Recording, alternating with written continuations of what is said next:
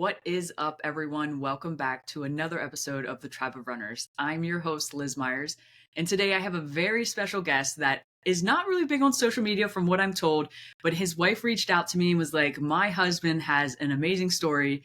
And after reading a little bit that she said, I was like, you know what, 100%, I want him on the podcast. So I was like, give him my number or whatever the case may be, and let's get him on the podcast. So welcome, Bryan Presley, to the podcast. Thank you so much for getting ready to share your story. Thank you for having me. I appreciate the opportunity to kind of share a little bit of my story to everybody. Yes. And it is a wild story. So I'm not going to go right there yet. First, I want us to kind of explain how you got into running without giving away your story. Okay. And just kind of like, what interests you and like how all of that came about. Well, I kind of, as we get older, I think people in general look for trying to be a little bit healthier and all that other type of stuff. My wife has been in the gym and running for longer than I have. And she kind of was like, hey, do this with me. Hey, do this with me. And it kind of gravitated into a little bit more. And really, it's about getting in shape. I was real hard and heavy in the gym where I would spend 5-6 days in the gym. And along when you're in the gym, you kind of add a little bit of cardio towards the end or something. So that was kind of the extent of my running. It wasn't as much as me being a runner. And then, of course, as you start going down rabbit holes, you have other people start feeding you. And then you have people who see 100-mile ultras and stuff. And it kind of piqued my interest. And so it's one of those things that took me into a different journey of the running aspect of it. But ultimately, it was my wife getting me into signing up for some little 5Ks and stuff like that. There was an actual time where she tried to get me to do a 10K, and I'm like, I'm out, not doing it. The 5K is my limit. And it just slowly progressed. And then in 2024 is really when my running journey kind of went to next level, I guess you can say. Yes, that's awesome. And I feel like it always starts where we have someone or we see a distance like a 10K and we're like, I could never do that. Yeah. And then here we are running 100 miles like it's nothing, so it's such a crazy caveat. But I love that that's how you got into running and that your wife got you into running too. Such an amazing start to it. But now explain like what happened. So from what I know, you were looking for an ultra, 100-mile ultra do, or at least 100 or an ultra distance. Well, I'll tell you, like in 2023 is when everybody knows who he is, especially in the ultra community. You get a For You page who pops in there that's running 100 miles a week and doing all these 100-mile races, and you know who it is. It's Andrew Glaze. And so you start seeing this guy that's works a job, runs so much, and then does these races. And I remember him going through a thing saying how your body can do it. It's mostly brain after a certain distance. And it in 2023, it kind of piqued my interest, and I was like, maybe. So in 2024 it's wild. Like 2023, October, November, December, I did zero running. Didn't even get on the treadmill. Was like, look, I'm going to get in the gym. I'm going to add a little bit of weight because it's 2024. I'm going to start running, and I'll figure out where I'm at. Come January, I started out 30 miles a week.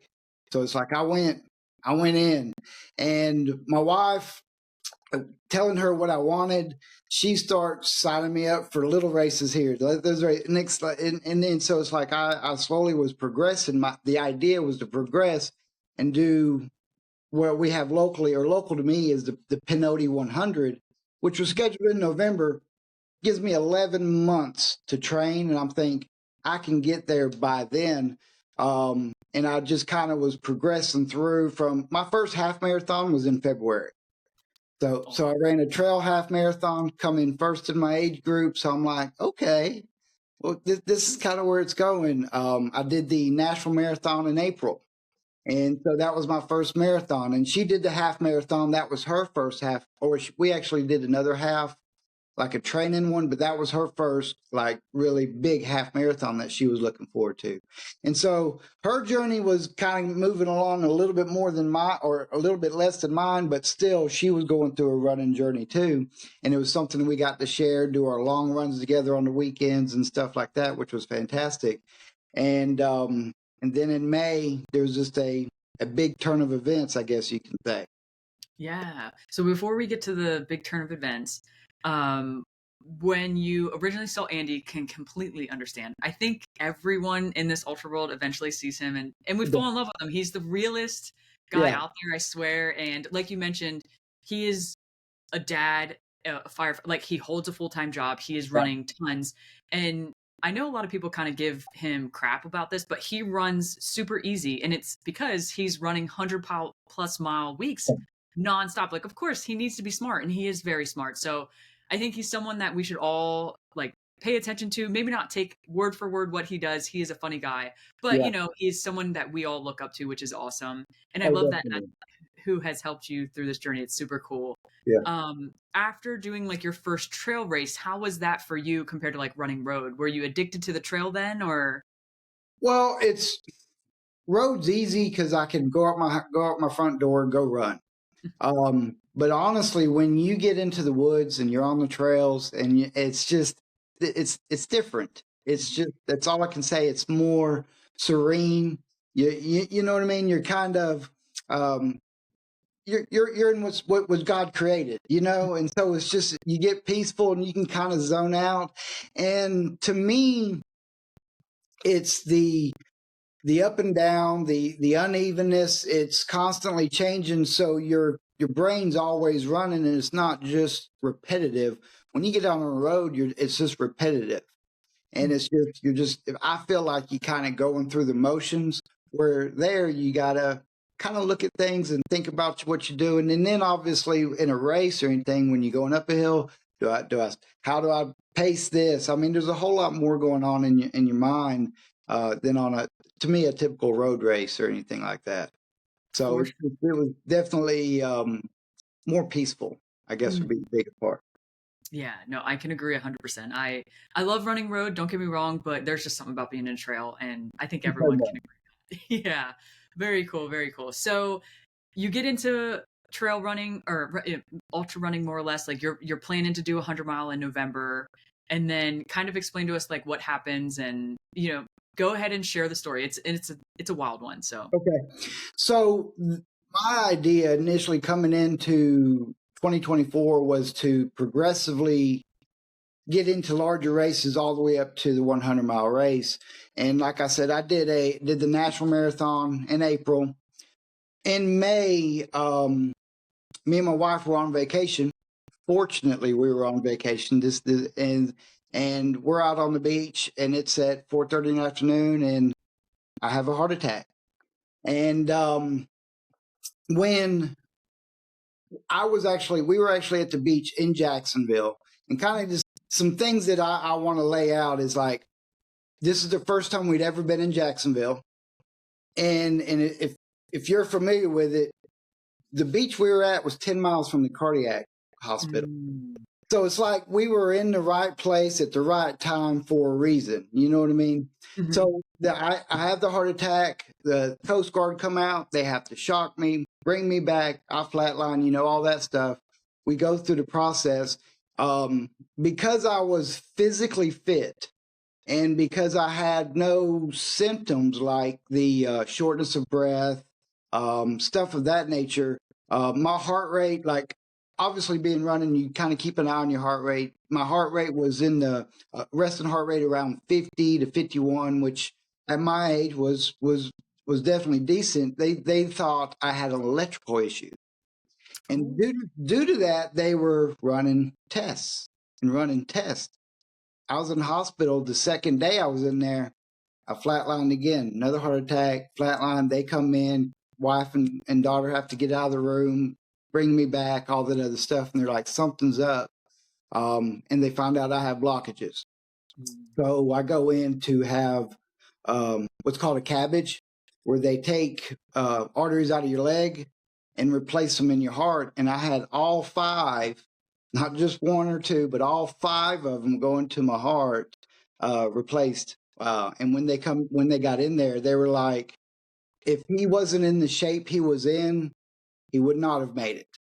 But I was physical because my heart was beat up pretty bad from the two instances that happened. And I'll tell you, I woke up, I lost about 5 days, don't remember any of it, but I woke up after the surgery and the first thing I said was, I have a 100-mile race in November. And I'll tell you from that aspect, everybody told me that I wouldn't do it. It's not going to happen. And it's from a, well, I'll take that back. There was a doctor there named Eddie Gutierrez was like, if you do this, you need to tell me. Because he was thoroughly and enthused about my drive getting there or whatever. And but everybody else was like, just kind of get your mind right. You're probably not going to do this. It's kind of isn't going to happen. And I ended up spending altogether like 12 days in the hospital before I was actually able to get out. And then I'm not going to say I went right back to training, but that was kind of the thought process. Was I had an end goal and I was going to reach that end goal, was kind of the way I looked at it.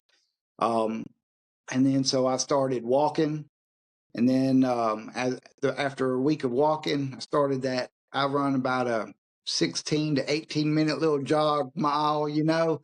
But I'll tell you, I got out of the hospital on a Sunday. That Tuesday, I went to the park, walked 2 miles by myself. You know what I mean? And then that week, I walked approximately around 20 miles of walking, which is abnormal.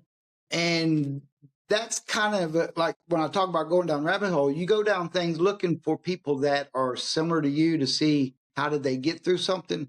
I couldn't find anything. When you see a lot of heart attacks, you think older people or you think people that are out of shape. So their recovery is a year, 2 years, 3 years of whatever. And I think physically I was in better shape than most because I was doing that training beforehand. So it's one of those things where I couldn't figure out where I fit. How do I train for an ultra when there's nothing telling me any guidelines? Everything that I researched was like, try to walk as far as you can. And I'm like, I can go out there and walk for the next 5 hours. That's not my problem, you know? So it was one of them that it's like I'm in a different place than I think majority of people, and I was trying to kind of find my way, the best way that I could, I guess you can say. And again, as I go through doctor's appointments, everybody's telling me that I shouldn't, all the way up to my last appointment before I did the Pinotti. But I got a new cardiologist, and he told me, you know, there are other races out there. and I'm like, fortunately, I found one that was an ultra runner. So my cardiologist is an actual ultra runner who's done the Pinotti. But he said, and when I said, I know, but I'm doing this one, and he goes, or how did he put it? He said, I'm going to tell you not to, but you're going to do it anyway. And I said, yeah. And he goes, okay, well, let's figure out the best way for you to do it. And he helped me change certain things or do certain things for me before that to make sure I was good enough. So that's it. That's everything in a nutshell. I did my first ultra was actually 10 weeks after my heart surgery. I did a 50K. I'm actually doing the 100K for it next weekend because of the same race. So I'm doing it next weekend because I signed up for the 100 last year, and the race director let me drop down to the 50 because of what happened. Yeah. So two things. Amazing story. Incredible. And I loved how you mentioned, like, as us as humans, like, we do go down rabbit holes and we're looking for solutions, we're trying to find it, and you couldn't find it, so you made your own. And you know, I assume you kind of listened to your body and just did what you thought was best in that situation.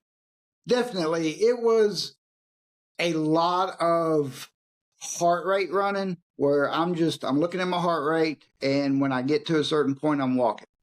Okay. And it was just a lot of that. And especially in the beginning, it was just keeping an eye on my heart, keeping an eye on whatever the heart rate is. Like I did that 50K 10 weeks after, and I made sure that my heart rate didn't get above about 130.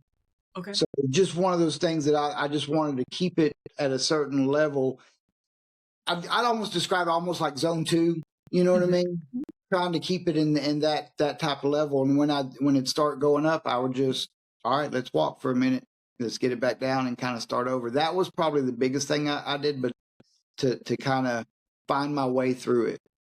Yeah, and what a smart way to do it. And also like just knowing, like you are an active person and obviously very, very driven, maybe a little stubborn as well, but you did what you did and look at you now. Like you completed a 100-mile race. You ran a 50K 10 weeks after your surgery, which is incredible. And like kind of going off of like you mentioned, you kind of did your own thing, you paid attention to the heart rate. Once you completed that first ultra after your surgery, what was the feelings? What was going through your mind then? Well, I think it's people talk about getting into, I guess they always talk about getting into the pain cave or all this other type stuff. And I'll tell you, I never experienced a quote unquote pain cave, but when you start finishing a race that you maybe not supposed to finish because of the situation I'm in, your brain starts running, you get emotional, and you start asking a lot of questions of why and how am I able to do this and what is this thing. And for me, it led. I was not a person of faith before, but due to all this, it led me to my faith because I had those questions um, for God, and He kind of gave me that motivation and that belief that you're going to get through this. And internally, it's like every time, no matter what race, towards that end, it's like I'm doing something, and it's a very spiritual and proud moment that you get to share. You know what I mean? And it's just a wild journey. Just in any ultra, it is. It's like when you're getting close to that finish line, and I did something that not a lot of people do or can do. It puts you in a different place. Oh, for sure. And I love that for you. It takes a lot, like you said, to run a race and it takes a lot to get through it. And you are 100% correct. Those last few miles, it's very spiritual. It's like literally you're like, I spent so long training for this and it's paid off. I'm getting through this line. And then for you, I can imagine even more of a feeling like I've been told for months that I can't do this. And Yeah. I hate to say this, but you're proving everyone wrong, which is so special, but not in like a I'm proving people wrong type deal. It's you're proving yourself that you can do something. Well, that's one of the things that I think me being on your podcast gives me the opportunity to kind of explain. I think in general, when we have certain injuries or certain problems, whether you're fighting a situation like me with a heart attack, but you got people that fight cancer, you fight people that lost a leg, whatever the situation is, it's real easy for a doctor to be cautious and say, you can't do something or you shouldn't do something when really you know how your body is. You need to pay attention to it. You need to listen and you need to take some of those things into account. Don't get me wrong. But ultimately, if you have the belief in yourself, then I can push a little bit harder. Your body is able to do very strenuous things if you believe in yourself. And it's just one of those things where I think on the safe side, people hold you back trying to be safe because they care about you. I make the joke that one of the last big arguments me and my wife had was when I was going through my recovery. She didn't want me to do something around the house, and I'm like, "You're holding me back, and I can't." And Mhm. she was doing it out of love, but I'm trying to get better. And so I tell everybody, pay attention to your body. So Yeah. And it's so true. And I think you were kind of trying saying this too, but like doctors always have good intentions. 100%. They have your best interest, but a lot of times doctors aren't runners, and a lot of time doctors aren't ultra runners, and we are just different. And I don't mean in a sense of like we're crazy, because we all are, We're but in the middle. yeah, exactly. But like I feel like as ultra runners are very in tune with our bodies because we put it through so much torture in a sense, and so like you mentioned, knowing your body well enough to know I need to keep my heart rate below this. I will listen to it when I'm feeling better. I'm sure you kind of like maybe pushed a little bit, but not enough for it to be anything outside of you doing anything to jeopardize running or, being healthy. Yeah. Well, I'll tell you, I did that 50K, and I told you I didn't get above 130. Well, 2 weeks later, like sometime in there, I remember getting my heart looked at from the cardiologist. They took pictures of it, make sure everything was pumping right. And when they told me I was good, I did a half marathon in Tennessee, and I went all out at like my heart rate, which my all out for is a high, very high heart rate for me is in the mid 150s to 160. That's a high heart rate for me, and I pushed it, and again I got first in my age group, so I'm like, hey, I feel better now. Now I know I can push it when I need to push it. Mm. But it's paying attention to your body and just kind of finding that right time to feel your best and do your best. Yeah, no, definitely, definitely. And I couldn't agree. I think as I mentioned before, like majority of us ultra runners are very in tune with our body. We listen, something kind of gets weird and we're like, huh, that's weird. What's going on? But it's a superpower in a sense that we have the ability to do that. And then that we do it as well.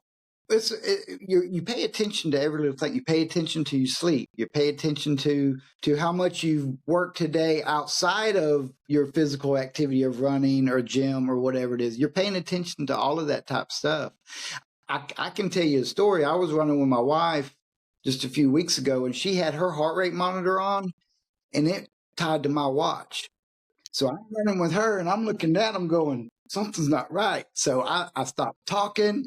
I'm focusing on my breathing, all this stuff, because I'm paying attention to where I'm at. And then I stop, and she moves away, and it goes back to what my normal heart rate is. I'm like, that's what it is. But Oh, it's just you pay attention to everything a whole lot closer, especially the more you train and you get closer to a race, you're trying to dial everything in to be ready for that race.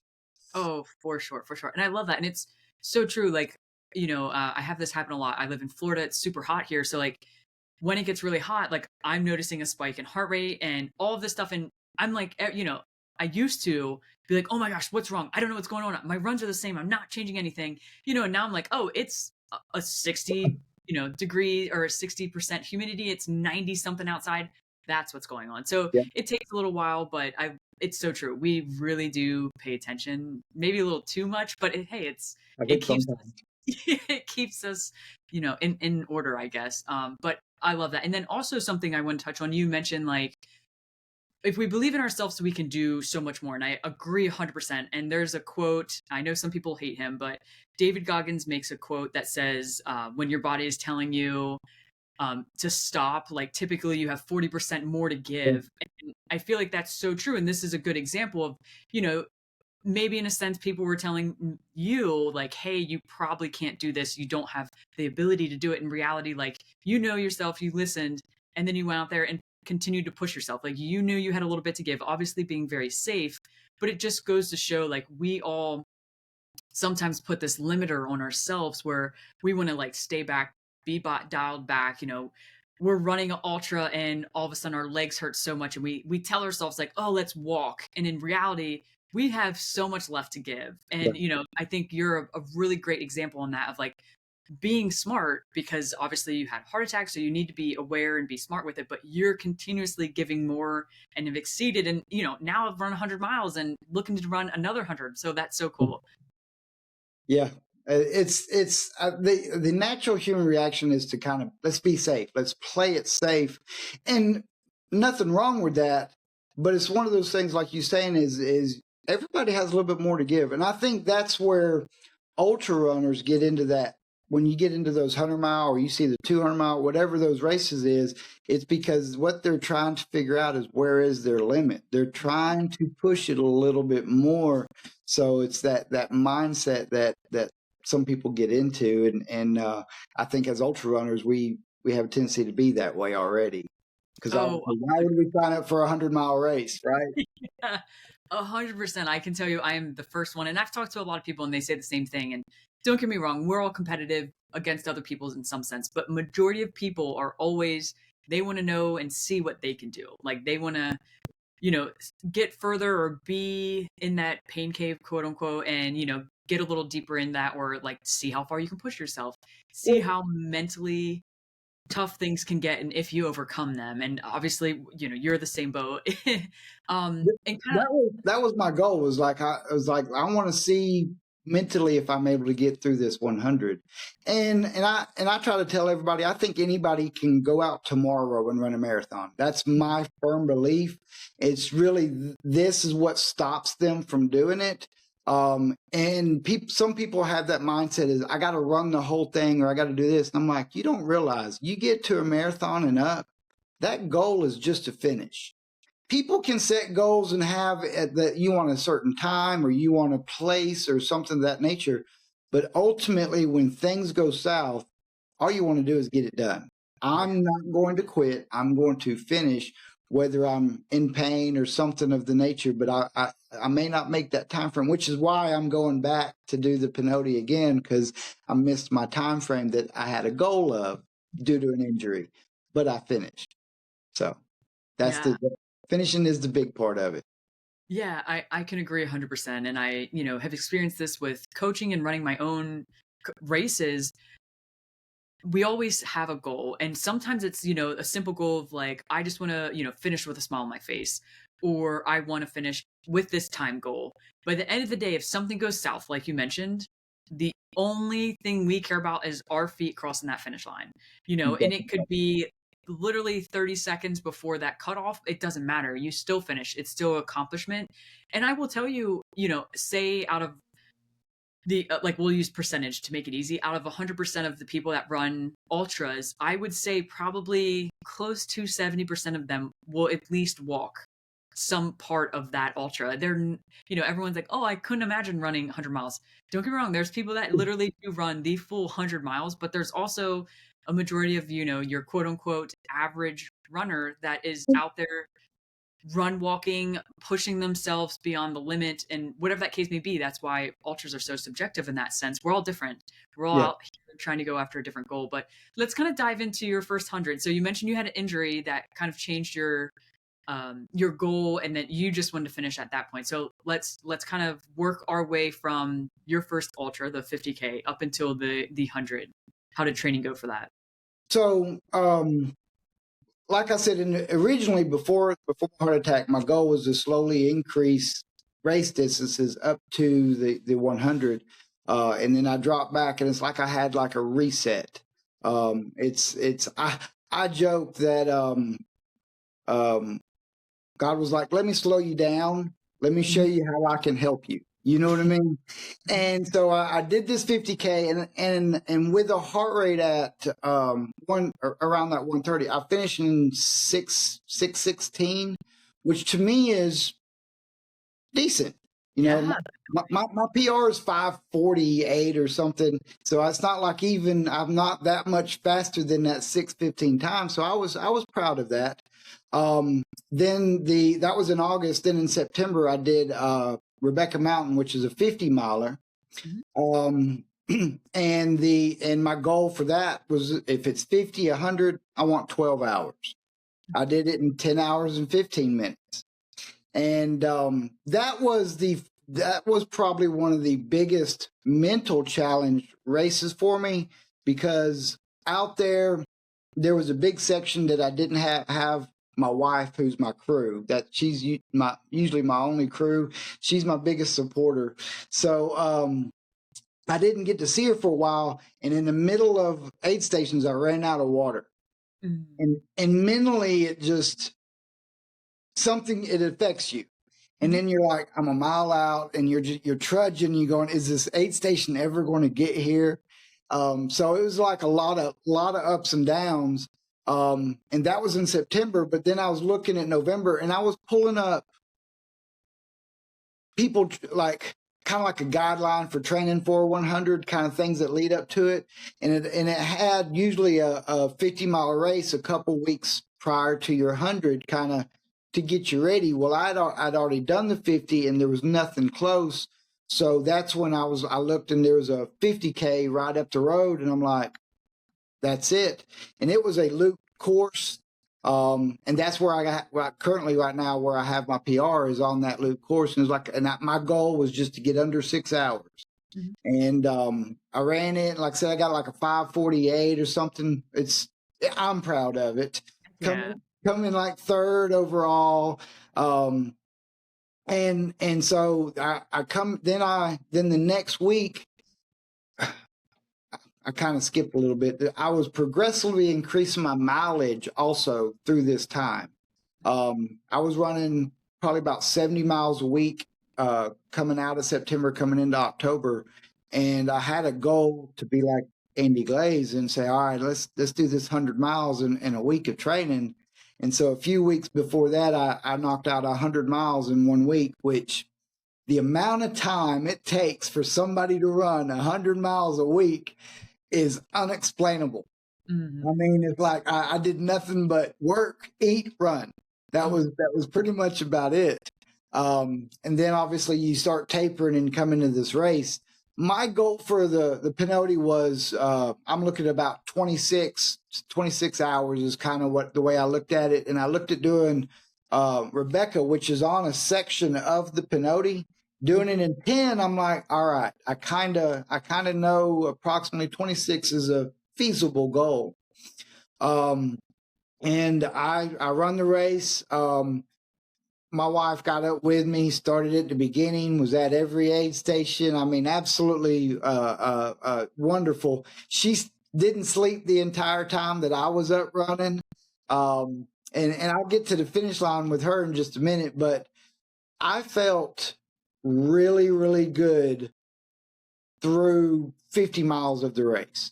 I'm just going to say, like, I'm running a good portion of it. I remember when it turned dark, that there's a section between a couple aid stations where my crew was able to be at, and then I was picking a pacer up at mile 60 something. A friend of mine that I met through running right down the road, and the first time I met him, and I told him I was doing the 100. He says, "You need a pacer," and I'm like, I'm thinking I just met you, it's slow, but he come out to pace me, but so I was feeling decent through about 60 something miles, and I was on target for about a 24 to 24 and a half hour 100, which was exceeding my goals. And we picked up Caleb, who was my pacer, and we started running through, and we were running at first couple miles, and we have to climb a hill that's called Pinnacle, and it's a 900 and something feet climb in a short distance. And when I got to the top of it, my knee was bothering me, and I couldn't figure out what it was. And it's one of those where I'm going from a pain level of an 8 to when I stop to a 0. Like if I'm not moving, I have no pain. But as soon as I start moving, that pain level skyrocketed. And so there was a lot of walking. And he would pull me. He'd start jogging, and I'd start jogging, and he'd pull me when he could. But it was a lot, obviously in the dark. This is from 10:30 at night till whatever time in the morning. We're going through this 16-mile stretch together. And then we kind of get through to it. And then my wife, who initially wasn't planning on running with me the last section because it was like 16 miles. And Caleb was like, look, there are other women out here doing this. You can do 16. And like I told you before, the half marathon was the most she had done before. So she was worried about holding me back, I guess you can say. And I joke about this. I'm like, the good Lord wanted her to run with me, so he slowed me down by giving me an injury. So she was able to spend the last two sections, which was about 16 miles together. And it was one of those where I'm 80, 90, I'm 90 miles in, in the pain cave, and she's walking. It is so beautiful out here. Let's take some pictures. Let's do some selfies. Like, she's just having the time of her life. And we're just kind of walking. And then when we come into the last trail coming in, we got the last 100 yards. I was like, let's run this in. So me and her actually crossed the finish line holding hands. And it's very emotional. Yeah. And then I get to the end and my kids are there that I didn't even know were coming. So my wife, I worked it up to have my kids there, my grandkids, because I'm an old man, so I got some grandkids in there. But they're there, so I bend over, I'm breaking down. But it was a very proud moment of one accomplishing something that I had focused on for so long. And then I had the ability to share it with my wife to finish. And then I had my family there waiting at the end. It was, it's special. There's no other way to explain it other than it's a very special feeling of accomplishment and thankfulness. It's just thankfulness for the ability to do something like that. Yeah. So. And it's incredible that you did it. Exactly how many, we'll say, weeks was it from year 100 from your surgery? Do you know? So I had surgery May 31st, and this was November 2nd. Wow. So you're looking at right at 5 months and 3 days is when I did this 100-mile race from the time of my heart attack. Now, my surgery was actually, no, time of my surgery. And that's the thing. It's like I had I call it quintuple, but it's like I had all 5 arteries going to my heart replaced, which is not real common. No. And to recover from that, this is the first time I've shared it with really more than one person at a time. Most of the time, you find your friends out there running, or you meet new people and you're running, and conversations, and we just start talking, and it's one of those that I think I've inspired some people. Like I've had, I remember that I was running with somebody at Rebecca, and he was like, "Let's take a picture." He goes, "I'm sending this to my father-in-law. He just had a heart attack. Let's give him some motivation." And it's like, if I can motivate somebody, and I think that's why my wife reached out to you. Was like, let's start getting this out so that other people that go through issues that they think slows them down, let them show what you're actually capable of. You just gotta have a little bit of faith and make it through, and anybody can accomplish anything they kind of put their mind to it. Oh, for sure. I know that's kind of cliche, but I believe it, Yeah, no, it's not cliche. It's 100%. It's truly very, very inspiring. I will tell you, as soon as your wife wrote me and I saw the message, I was like, oh, I wanna share this. And also knowing like how humble you are about it, obviously she reached out to me and was like, he has an amazing story. I think it needs to be shared. And it's so true. And I can tell she's your biggest supporter and, the biggest cheerleader in your corner, which is great to have as well, because you need that, especially I can imagine some days were not easy in, dealing with everything that you had to deal with, and to have her there is amazing. Yes, definitely. It's the things that stuff like this does mentally to people. It's real easy to be really, really down, and she was able to kind of keep me going, and not only that, when you train for an ultra, or there's a lot of time invested, and sometimes you have spouses at home that aren't part of that journey, so therefore they're less supportive. Where I'll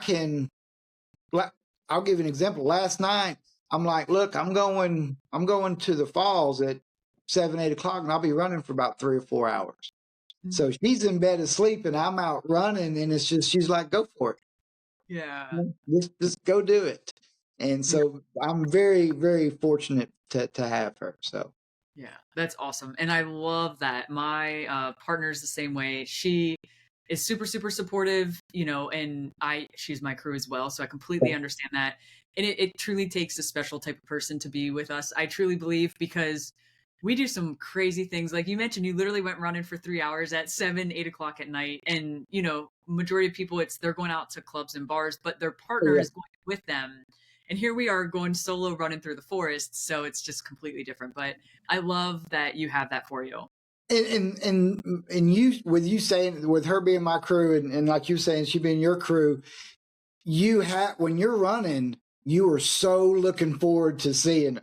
It's like it's coming up. She's Yeah. gonna be there, and it's Yeah. like you come out, and no matter where you're at, you're like, all right, I'm good now. Yeah. You have that 2 to 5 minutes that you're trying to get in and out of an aid station, but it's just it's a blessing. That's all I can say. It's a blessing. Oh, I agree 100%. It is wild how something so simple of like seeing someone you literally live with Yeah. every single day, like is the best part of that whole race when you just get to see them for an aid stop. Yeah. I mean, you look down. I got 5 miles, but yeah, this is Yeah. that's where they're going to be at, because there's aid station or not, and you're like, yep, this is where we're going to be at. This is, yeah, I love it. Yeah. It's fantastic. For sure, for sure. I couldn't agree more. But I kind of want to go back to your story. I know we kind of got off on a little tangent, but your story is truly so inspiring. I know tons of people will listen to this and be inspired. And like with that being said, what is one thing you would share with people, like knowing they're going through something hard? Maybe it's not a heart attack, maybe it's, something medically though, or anything of that nature. Well, I look at there's two big things, and the first thing is I'm 48, so as people get older, no matter the shape you're in, whether you eat right and all the gym and all this other type of stuff, you still need to go get checked out, make sure everything is working the way that it's supposed to work. I think if I would have went in to see, I started exercising so I didn't see a doctor. That was my goal. I Mhm. don't want to be on medication. But it's one of them where if I'd have done it in my 40s, I might have got a couple stents. It wouldn't have been as big of a surgery. I wouldn't have had the scare to my family of having the heart attack out there and everything, all this other type of stuff. But it's just if you see stuff that typically runs in your family, whether it is heart disease or whether it is cancer, stuff like that, periodically get checked out. No matter how healthy you feel or you think or you look, there's underlying issues that only running tests and sometimes doing what you don't want to do. And two, what I keep saying is know yourself, know what you're capable of, and push yourself to that limit. Don't let outside people dictate where you're going to go.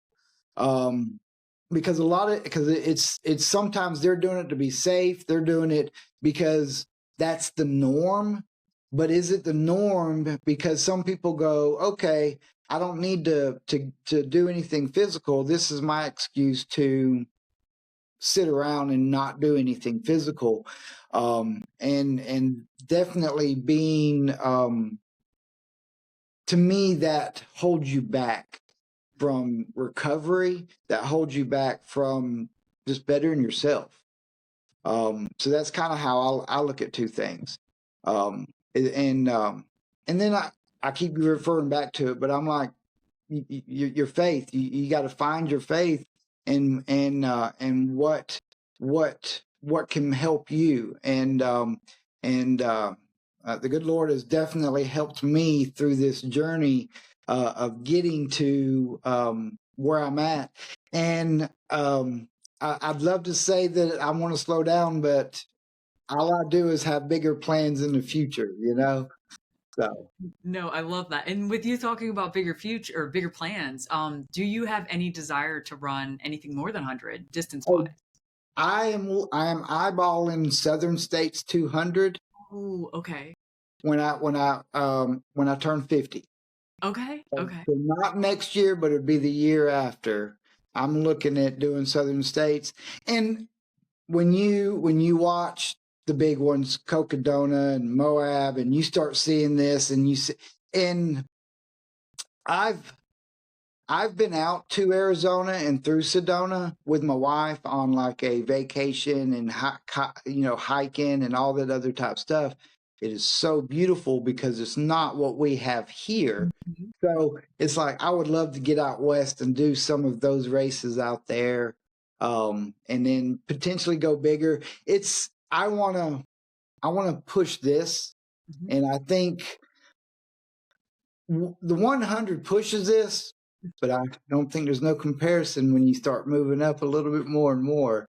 My wife's like, I don't know about that. I don't know, and but then I point out like where these races are at, and she's like, oh, I could go to Sedona. I could spend a week out there. I could. So it's one of those that I have. I want to go a little bit bigger, but I'm just gotta pick the right time, and obviously do more training and get more prepared. So For sure, for sure. And I love that. And I'll tell you, the mind is what I think we go out to push and see what we can do in that aspect. I know we kind of like already touched on this, but in a 200, I can literally speak from experience. It all becomes a mind game and just trying to overcome and get that mind. And I've done one and I'm already like, I need to go do it again because I need to prove myself that I can do better than what I did before because I wouldn't say I didn't perform as well as I wanted to. I did, but I, my mind I got the just best of me. I just have the record. That's all right. Yeah. No, no, no. It's my like I am literally stumped at like how my mind got and that I couldn't overcome it. And people are like, "But you got the course record." I'm like, "Yeah, but my mind stopped me and I know I can do better." So for me it's like so hard to talk about. But it's I'm super proud obviously and the 200s is literally so mental and I love that about that. So I really do hope you can get out there and do it. Oh, I'm I am going to do it. It's just like I said, I gotta prepare myself for it. For So sure, for sure. yeah. So I mean, I have a couple other races that I'm figuring I'm wanting to do. I want to do. We have one that's the Chief Ladiga 100, which is a flat. It's a paved race, paved trail, but it's a flat, fast race. And I'm thinking, all right, there's my sub 24, so that's a goal. So I have certain things kind of in my mind, but that next one that I'm looking at is Southern States 200, and then I'll probably start looking out west, and in which some of those are just so hard to get into. I mean, I think Cocodona sold out in like 4 minutes or something this year. I mean, it's amazing what is becoming. Just the ultra running community. It feels like it's blowing up. You Mhm. know, it's finally getting seen where it wasn't seen for so long. Oh, for sure, for sure. And yeah, Cocodona sold out so quickly. I will say I am a little worried it's going to go to like a lottery system. Uh, yeah, It's probably what's going to happen. But at the end of the day, you put in and try to get in as often as possible. And I think it'll be amazing experience. I've crewed it. I'm going out next year to crew it as well. And it is hands down my favorite race. It's gorgeous. The community is amazing, and no matter where you are. But the yeah. course, the actual races ran really, really well. So if you can talk your wife into it, 100% get out there and do Cocodona, in the future and tackle that race. I'm definitely eyeballing it over there. I mean, I'm looking. So, but that's where I'm a baby steps is how I look. Like I said, when I did this year, I went half whole, ultra, and I kind of look at it that way, and I'm like, all right, Southern States 200. I'm familiar with the majority of the trail over here, and so it's like I don't want to jump feet first. I just like let me prepare myself. But I am definitely you can't help but look at them and get excited and go, that's a goal to achieve. Oh, for sure, for sure. And you're doing it the right way. 100%. You're being smart. You're being, safe and truly knowing how to do a distance in like home advantage, knowing that you know the terrain. You even maybe will be able to go run on the course. That's Yeah, awesome. You can yeah, get familiar with it, gain that confidence in the unknown distance. And then once you knock out that 200, you're unstoppable. You can pretty much go do anything. yeah, So that'll be awesome for you to experience. And you'd mentioned, so you're actually going back to Pinhoti this year to conquer a time goal beat your previous year. And yeah. then you would go after a fast 100, which are huge, huge things to go out and accomplish anyway. So you have a lot going for you already within this community, or I'm sorry, within these races and trail running. So that's awesome. Thank you. Thank you. Like Mm. I'm looking forward to this year with the Pinoti. I've done a lot more strengths to prevent the injury that I had and all that other type of stuff. Some more strength exercises. Where before I think I was more in the gym for aesthetic.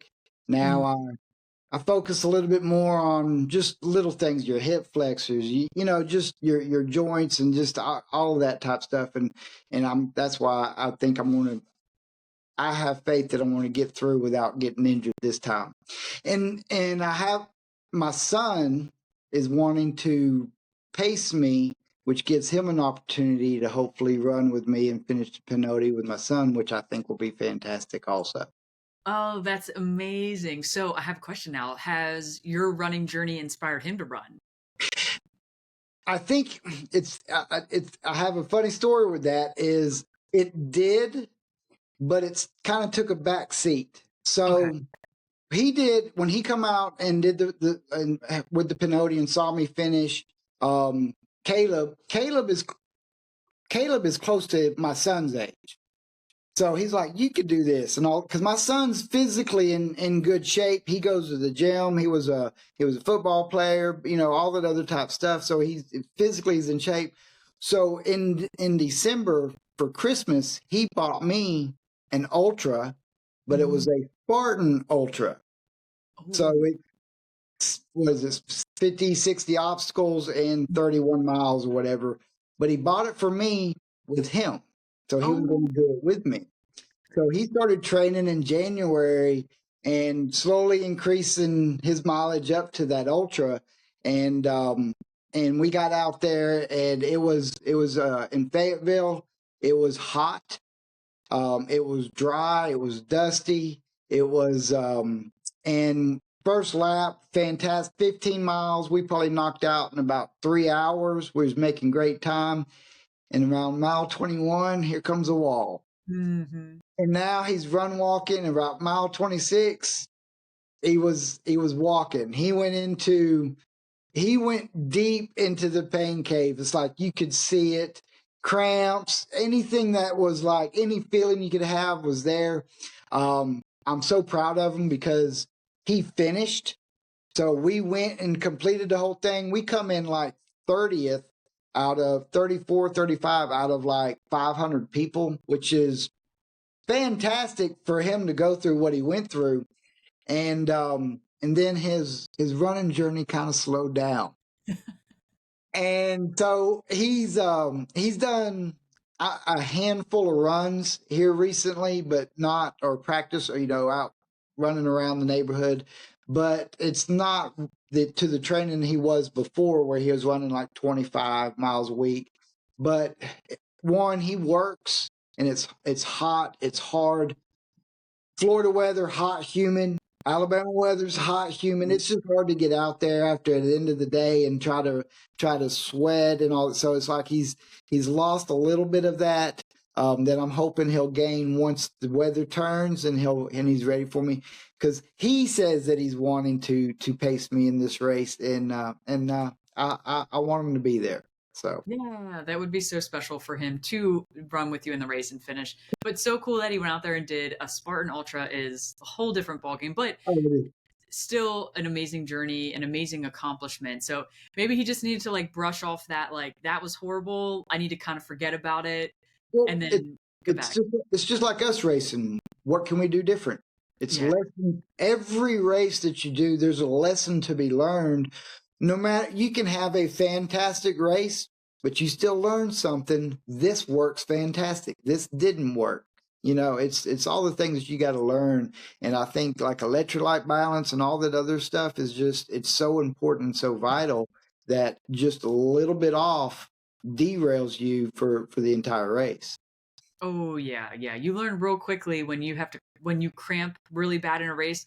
Like I need to fix my water and electrolyte because I will never experience those cramps again because they are horrible. Yep. Yeah, very cool. Well, one question I have to ask, but that I like to ask everyone before I let them go. And you mentioned before you listened to a few episodes, so I'm sure you know this is coming. I But did. the the podcast is called The Tribe of Runners. Obviously, I want to inspire and encourage as many people as possible. You, my friend, have an amazing story and truly are going to inspire so many people. And I'm very, very excited to get this episode out. And we kind of touched base on like the people around you and like who all has supported you and been there through the thick of everything. But within the running world, what does the word tribe mean to you? Well, like I said, I listened to your podcast, and so it had me thinking. And I'll tell you, the first reaction, I think a lot of people when they first think of tribe, they kind of think of like their mama's tribe, and you think of your initial group that supports you, that crews you, that paces you, that kind of motivates you, that you do your training runs with, and all this other stuff. But what people outside of what I feel is the ultra community, the ultra running community, is they don't know the people inside it. And getting out here to these races, you start meeting people and you start having these conversations that it's just you and her, you and him for miles. And then you go to another race and you see a lot of the same people. It's like, oh, I remember you. I remember you. And it's you start building these relationships where at the end of the day you're kind of supporting each other. That's the tribe of runners, is everybody supporting each other. I have never sat at the finish line and haven't seen somebody cross and everybody not cheer. Mm.